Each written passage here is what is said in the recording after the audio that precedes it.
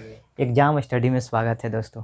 आज हम लोग दर्पण में प्रतिबिंबों की संख्या कैसे निकाली जाती है इसके बारे में पढ़ेंगे और ये वेरी वेरी इंपॉर्टेंट है। एकदम आएगा, 1 नंबर के तो पक्का आएगा। ग्रुप डी का कोई भी शिफ्ट का एग्ज़ाम हो, आपको दर्पण की संख्या निकालने के लिए आएगा और कुछ नहीं करना है। आप मात्र इसे 10 सेकंड में सॉल्व कर सकते हैं, बस कॉन्सेप्ट आपका क्लियर होना चाहिए। तो आज मैं इसका कॉन्सेप्ट बता देता हूं और इस पर 3 न्यूमेरिकल मैं बताऊंगा और तीनों न्यूमेरिकल आप बना के जाएंगे तो यही न्यूमेरिकल ही आ जाएगा या इसी पर आपको एंगल अलग हो सकता है। बाकी मेथड सेम टू सेम यही रहने वाला है। तो आप शुरू से अंत तक इस वीडियो में बने रहिए। तो देखिए, प्रतिबिंब की संख्या निकालने के लिए 2 तरीका होता है, एक समरूपता और असमरूपता। और ये 2 फार्मूले हैं जो आपको याद होनी चाहिए और बहुत बड़ी फार्मूले हैं नहीं, बहुत छोटा फार्मूला है। तो देखिए, समरूपता में फार्मूला क्या है कि प्रतिबिंबों की संख्या निकालना है तो 360/θ-1 क्या है, 360/θ-1 हो जाता है। और इसमें निकालना है प्रतिबिंबों की संख्या, नंबर ऑफ इमेज निकालना है तो इसका 2 फार्मूला है असमरूपता का। पहला है 360/θ और दूसरा फार्मूला है 360/θ-1। देखिए, ये दोनों में एक नोट पॉइंट आप लोगों को याद रखना है। क्या याद रखना है? नोट पॉइंट कहता है कि अगर समरूपता में प्रतिबिंबों की संख्या सम और विषम कोई भी आ सकता है। अगर समरूपता दिया हुआ है, उसमें प्रतिबिंबों की संख्या निकालनी है तो उसमें सम भी आ सकता है, विषम भी आ सकता है, माने आपका ओड नंबर और इवन नंबर दोनों आ सकता है। लेकिन असमरूपता में प्रतिबिंब सिर्फ हमेशा विषम संख्या में ही आना चाहिए। ये आपको ओड नंबर में ही आना चाहिए, इसमें सम संख्या में नहीं आएगा। और असमरूपता में अगर विषम संख्या नहीं रहा तो ये फार्मूला लगाएंगे, दोनों में से किसी से, ये हमेशा विषम संख्या में ही होगा।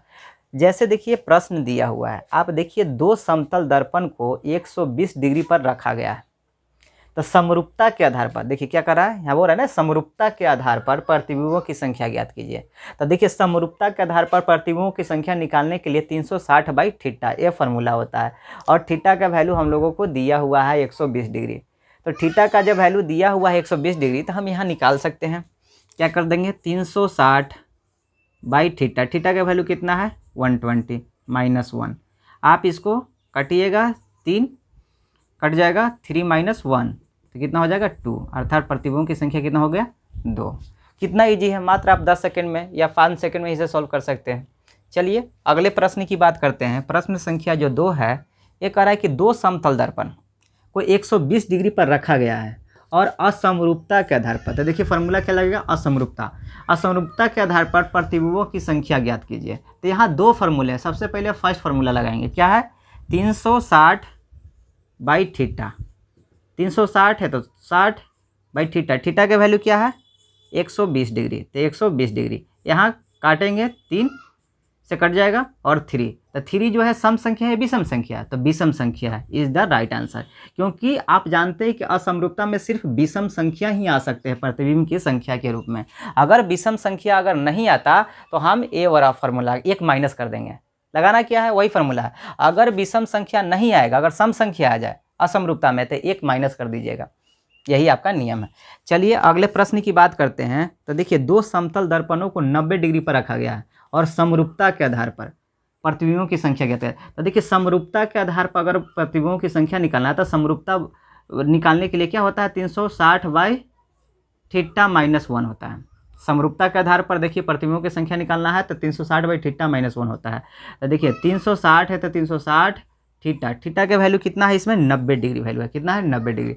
तो यहाँ क्या कर देंगे 90 -1, तो ये कट जाएगा 4, तो 4 कट जाएगा तो कितना हो जाएगा 4 - 1 इक्वल टू कितना हो जाएगा 3। तो 3 द राइट आंसर। तो इस तरह से आपको चाहे समरूपता चाहे असमरूपता के आधार पर प्रतिबिंबों की संख्या निकालने के लिए पूछेगा तो आसानी से आप बना सकते हैं। 2 फार्मूले याद रखिएगा, 360/θ-1 आएगा 360/θ। इसमें सम और विषम दोनों में आ सकते हैं, इसमें सिर्फ विषम संख्या में ही आ सकते हैं। तो इस तरह से आप लोगों ने देख लिया। अगर समझ आशा है आप लोगों को समझ में ज़रूर आ गया होगा, नहीं आया है तो आप कमेंट बॉक्स में अपना सजेशन दे सकते हैं और मेरे वीडियो को लाइक और शेयर और सब्सक्राइब जरूर करें।